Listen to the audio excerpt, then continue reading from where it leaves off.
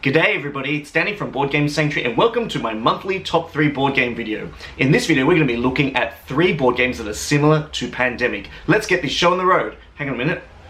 You what? You need some help? I'm on my way. Hey dude, why is there a Shoggoth in our fridge? There's also a creature here living in my cereal. There's also these weird sand pieces in my shoe. After looking around, I believe your house has a glitch. A virus, perhaps. So it seems like there was an infection in your entire board game collection. I found all these fully cooperative board games inspired by the game Pandemic.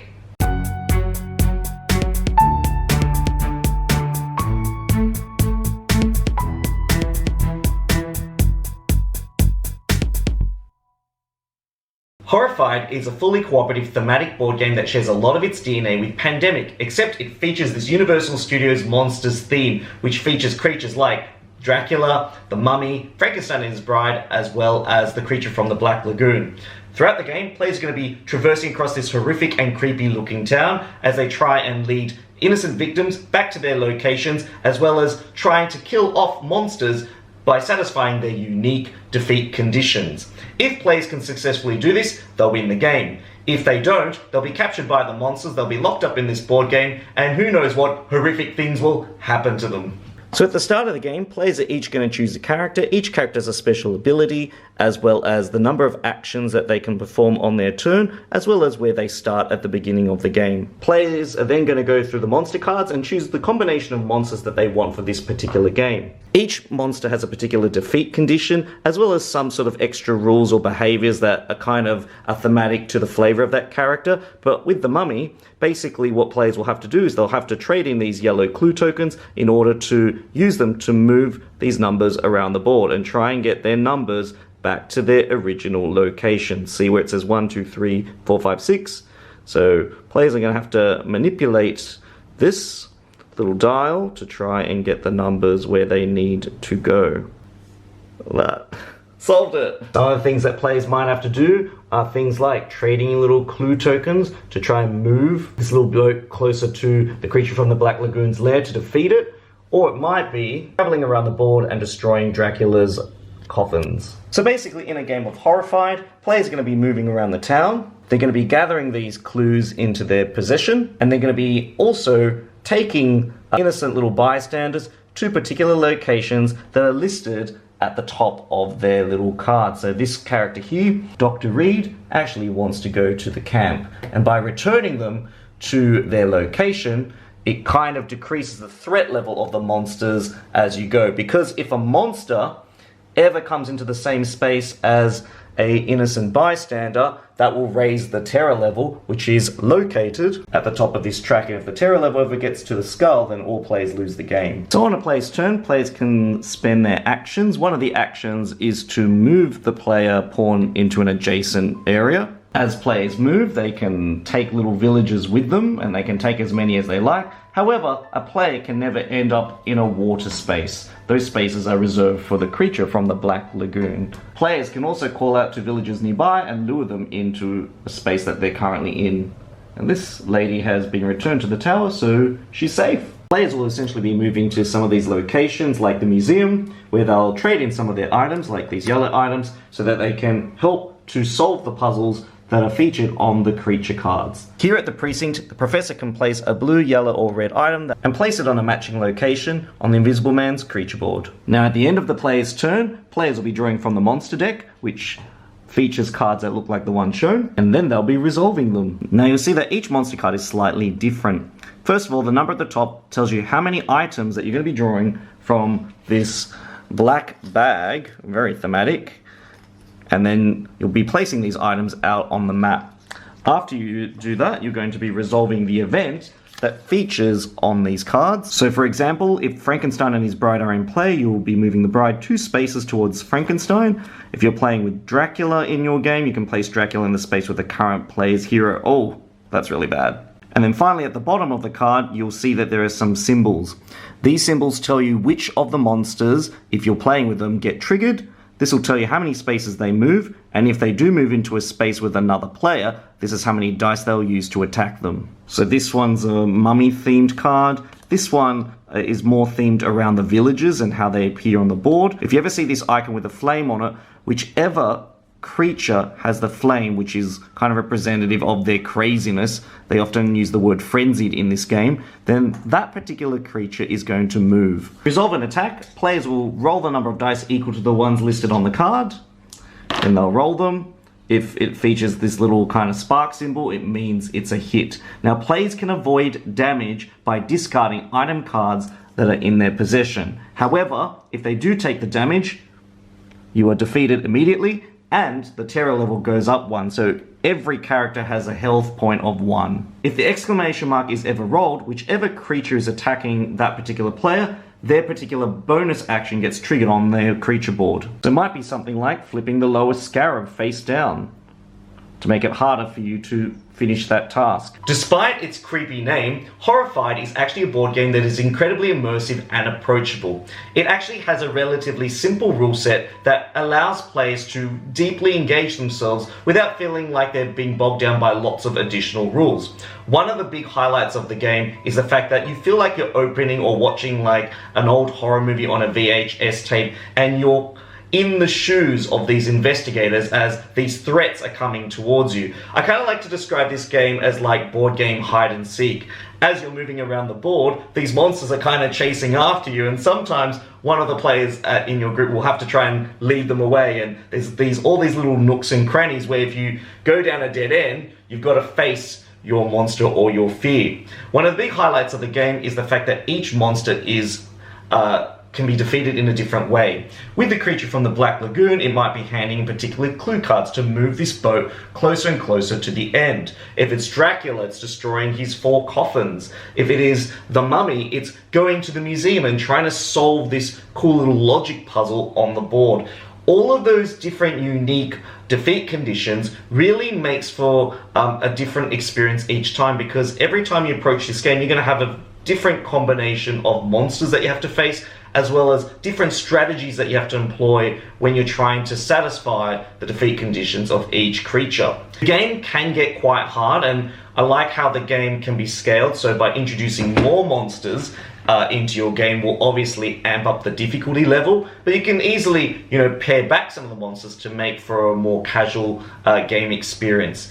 Reign of Cthulhu is a reimagined version of the original game Pandemic, where players take in the role of investigators as they travel across the Lovecraftian countryside, banishing cultists, defeating Shoggoths, and trying to close the 4 gates as they go. If players can do this, they can hopefully stop the old ones, especially Cthulhu, from awakening.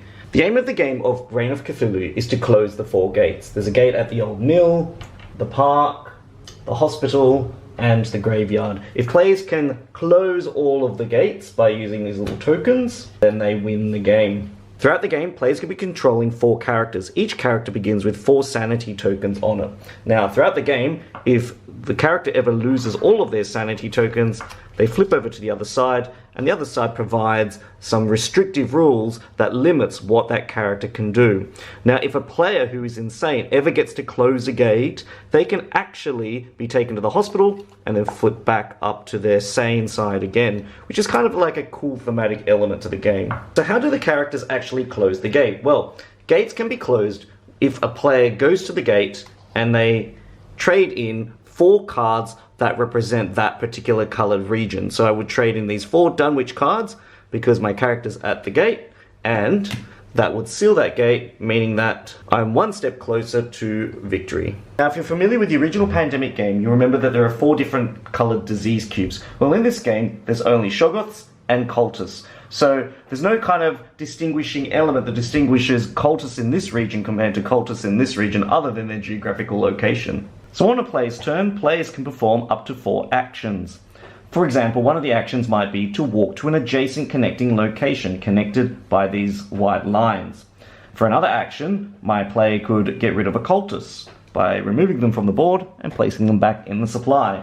Another action my character can do is to use the bus station, play a card for a different region, take the bus, and go to any location in that region. And I might just put my character here at the market. Alternatively, if players are at the bus station and they use a colour that matches the region they're in, they can transport to anywhere on the board. Now, if my character wants to defeat a Shoggoth, it's actually going to take up to 3 of the 4 actions to defeat it. Players are on the same space, they can share relic cards with each other, or clue cards as well. Relic cards provide players with bonus actions or effects that they can use to reshape the game in their favour. Now, whenever a player seals a gate, they've got to discard 5 clue cards that match the colour of the town, and then they also get to remove 1 cultist from each location in that particular region. So that means all these cultists here would disappear.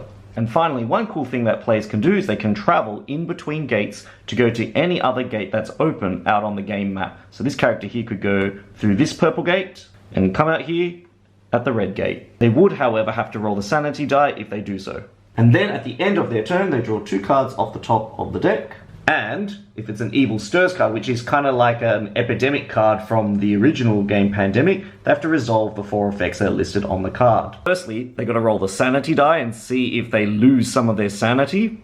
They then awaken the next old one on the old one track. They then spawn a new Shoggoth onto the board, and then finally allow the cultists to regroup by shuffling the summoning discard pile and putting the cards back on top of the summoning deck, meaning that those locations can respawn new cultists in the next round. The Olds One track is a unique feature that appears in Reign of Cthulhu. Now, each of these cards is pre-dealt at the beginning of the game, and you won't know which combination of Olds Ones you're going to get out, and because they're played face down, there's a huge surprise element that appears in this game. You'll notice under each card that there is a number. Now, if you're familiar with the old game of Pandemic, that number represented the infection rate. How many cubes were placed out every time a location was flipped? And the same thing here occurs. Whenever the summoning deck is revealed, 2 cultists are placed in that location, and as more old ones are revealed, you can see that 3 cultists will be placed. And if you ever reveal the last card here, it's always going to be Cthulhu. The world is lost and you lose the game. Now, what's really interesting about these Old One cards is that each Old One has particular effects that really change the state of the game. For example, this particular Old One, to walk out of a location with 2 more cultists, a player must first defeat a cultist at that location. So with this particular new rule introduction, it means that you can find yourself stuck in a location which is highly populated by cultists. So you can see how each of these rules that are introduced really changes the shape of the game, and it really makes the game feel like you're heading into a bottleneck or the end of a funnel and you're trying to squeeze a watermelon through a pinhole, where these old ones are definitely going to make your life and the game a whole lot tougher. The last thing I want to talk about is the sanity die, and you usually roll the sanity die after you complete a using the gate action, you've resolved a relic card that you've played, you enter or leave a space where there was a Shoggoth, or you draw an Evil Stirs card from the top of the deck. Now you see there are a couple of different faces on this sanity die. This means you lose 1 sanity token, this means you lose 2, this means you add 2 cultists to your current location, and this one means you're lucky, you're avoided just by the skin of your robes. The first thing I want to highlight about this game is that Reign of Cthulhu really evokes the Lovecraftian theme superbly well. The idea of there being lots of different ancient ones that kind of affect the Lovecraftian world in different ways through all the different rule changes. And you're not going to see the same series of ancient ones throughout every game. There's actually a whole range of different combinations of ancient ones that will appear. And because they are slowly revealed across the game, it kind of has that surprise element to the game where players will have to adapt as new rules and effects get introduced and as the tension level raises. I also really love these relic cards. In the original game, these relic cards would have been the event cards, but the relic cards are super powerful, plus they come at a risk where you have to roll the sanity die every time you want to use one, and that can cause your player, if they lose all their sanity tokens, to go insane and therefore be succumbed to more restrictive actions as the game progresses. I think the game board itself is a lot more simplified compared to the original Pandemic game, but that is actually a good thing in my view because it's easier to get around to all the different places and do the things that you want to do. All the places feel relatively well connected together, so you could use a bus action or walk action to get from one place to the next. But what I really love is the fact that these Shoggoths move closer to the gates, and these Shoggoths actually require 3 actions to defeat them. I mean, they do net you a relic card at the same time, but they're super powerful and super threatening as they kind of all linger towards the end game. I know that this video features my monthly top 3 games, but there are 2 games I really wanted to mention, but I didn't include them on my list mainly because they were designed by the designer of Pandemic, and they are Forbidden Island and Forbidden Desert. These are 2 of my favorite fully cooperative games to introduce to new gamers. Forbidden Island is probably more aimed at families and is more of an entry-level game, whereas Forbidden Desert is a bit more of a gamer's game. It has a few more elements to it and complexities that make it really challenging. The Loop is a fully cooperative board game where players take on the role of temporal time agents as they travel across the 7 eras trying to defeat Dr. Fu and his evil Loki-style variant clones. If players can complete 4 missions first, stop these rift cubes from creating vortexes, they'll win the game. At the beginning of the game, players are going to take their player pawn, they're going to place it in their matching coloured era and that character's deck of cards. They're going to shuffle the deck of cards and deal up 3 cards face up so all players can see them. And basically these are the actions that a player can use on their turn. So what's essentially going to happen throughout the game is players are going to use their cards or their deck to move their character around the board to try and push and pull clones back into their matching coloured eras. This blue clone in this blue era means that this Dr. Foe is removed and placed back into this orange bag. Now to be able to move, players will need to spend energy cubes. So they have to be in a region where there's an energy cube, and it's kind of like the little currency in the game, and that'll allow the characters to move around the board. So what exactly are players trying to do? So they're trying to manage the clones, they're trying to get rid of the red rift cubes, but they're also ultimately trying to satisfy 4 missions that appear on the edge of the board. This particular mission here says destroy 1 Fu clone in 6 different eras. So there are 7 different eras on the board. By destroying a Fu clone in each era, you'll be able to place a green cube to cover up these spaces, and then once you've done all 6, you'll be able to then flip it over and a new mission tile will appear around the board. So as players are moving around the board, at the beginning of their turn, they're going to encounter or they're going to trigger Dr. Fu's time machine, which is represented by this really cool Pez-looking lolly dispenser in the middle. So everything that's related or corresponding to Dr. Fu's time machine is all initiated by this headquarters board. You'll notice that there's a deck of 7 era cards, where each of the eras are represented on one of these cards, as you can see by the symbol. And basically at the beginning of a player's turn, depending on where this deck is, you're going to flip over the top card.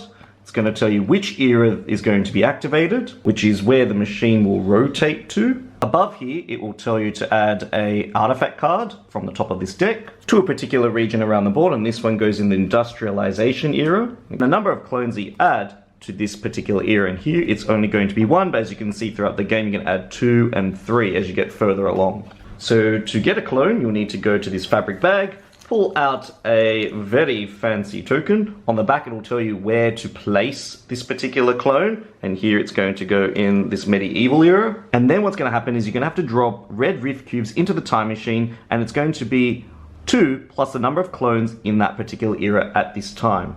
And this, my fellow friends, is the fun part of the game. So basically, what you want to try and avoid is getting more than 3 red rift cubes around this little region here, because if you ever have 4 red rift cubes, it creates a vortex, and you don't want vortexes because 4 vortexes will end the game. Or 2 vortexes in the same area will also end the game. So what you do is you look at the number of clones in that region. So in the industrialization here, there's 1 Dr. Fu clone. So I'm going to be placing 2 plus the number of clones, which is 3, and I'm going to drop them into this dispenser. Ooh, 2 went into the Renaissance era, 1 into the industrialization era, and as they come out, you place them on these little edges, and you're going to have to manage them throughout your turn. Now what's really cool about this game is that essentially it's a deck building game, and this is where a lot of your character's actions are going to come from.